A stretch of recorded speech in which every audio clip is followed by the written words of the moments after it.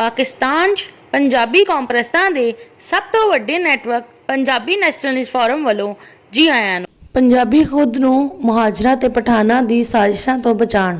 ਪਾਕਿਸਤਾਨ 'ਚ ਪੰਜਾਬ, ਪੰਜਾਬੀਆਂ ਤੇ ਪਾਕਿਸਤਾਨ ਦੇ ਲਈ ਮਸਲਾ ਤੇ ਖਤਰਾ ਸਿੰਧੀ ਤੇ ਬਲੋਚ ਨਹੀਂ, ਸਿਰਫ उर्दू बोलने वाले हिंदुस्तानी मुहाजिर ते पठान ने, क्योंकि पाकिस्तान की bureaucracy, civil services, military services, सियासत, सहाफत, मजहबी तंजीमां ते शहरी इलाकों से सिंधी ते बलोच का गलबा ते की मौजूदगी भी इंतहाई घट है, जबकि उर्दू बोलने वाले हिंदुस्तानी मुहाजिर ते पठान छाए हुए ने।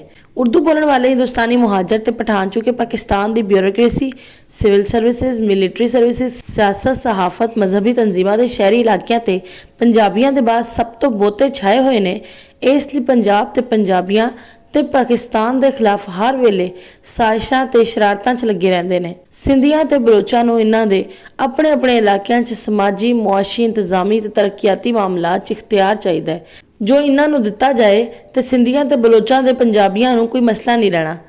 जबकि पंजाबियों की तरफों अगर सिंधियां ते बलोचां की पाकिस्तान की bureaucracy, civil services, military services, शहरी इलाकों, सनत, तिजारत ते हुनरमंदी के शोबियां च मुस्तहकम होने च मदद कर दी जाए तो सिंधियां ते बलोचां दे पंजाबियों दे नाल समाजी ते सियासी तालुकात बेहतर हो जाने ने।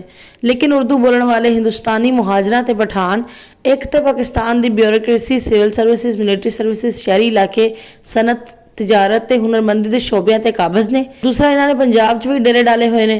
तीसरा, पंजाब पंजाबियों ते पाकिस्तान की जड़ां कट्टण च लगे ने। उर्दू बोलने वाले हिंदुस्तानी मुहाजिर ते पठान गुज़िश्ता 7 दिहाइयां तो पंजाबी कौम नूं मुसलमान ते पाकिस्तानी होने दे नां ते बेवकूफ़ बना रहे ने। उर्दू बोलने वाले हिंदुस्तानी हिंदुस्तान तो अपने लोगों को सद के पाकिस्तान, खास तौर पर पंजाब ते सिंध ते काबज करवाते जा रहे हैं। पठान अफगानिस्तान तो अपने लोगों को सद के पाकिस्तान, खास तौर पर पंजाब ते सिंध ते काबज करवाते जा रहे हैं। हुण पंजाबी कौम नूं उर्दू बोलने वाले हिंदुस्तानियों ते पठानों की साजिशों का मुकाबला करना पैना है ताकि इन्हां दी औकात च रखा जाए, वरना उर्दू बोलने वाले हिंदुस्तानियों ते पठानों ने पाकिस्तान नूं अपने खास तौर पर पंजाब नूं तबाह ते पंजाबी कौम नूं बर्बाद करके रख देना है।